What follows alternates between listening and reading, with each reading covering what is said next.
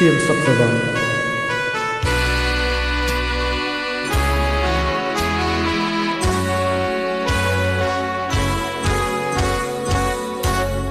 ខ្ញុំស្លាប់ទៅហើយតែប្រលឹងនៅជាមខ្ញុំអើយស្រែកហើយដោះអស់កលបុតឲ្យយ៉ាងក្រោកឡើងមកជួយប្រយុទ្ធ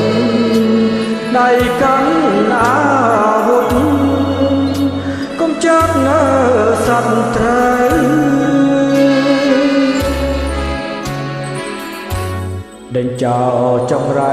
ជាតិចោលធួពូជអាចើយកុំហូចវិនាងព្រាមទៅទឹកនៃខ្វាយយើងតពូជញើកូនចៅដូចឆ្នាំខ្មាស់ទៅខំថែរក្សា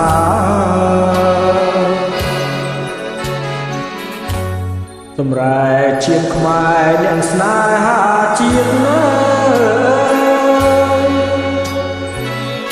ស្រាយហើយម្ដងទៀតអស់ជាតិខែមរាក្រឡើងកូនខ្មែរស្រុកស្រែចំការជួយវាយប្រហារចោលបំផ្លាជាតិណាកុំចាត់ឲ្យអស់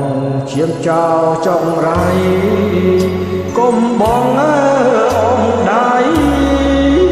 ស្ងៀមតទៅទៀតបើ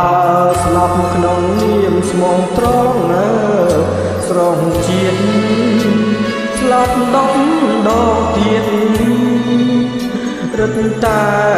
ប្រសា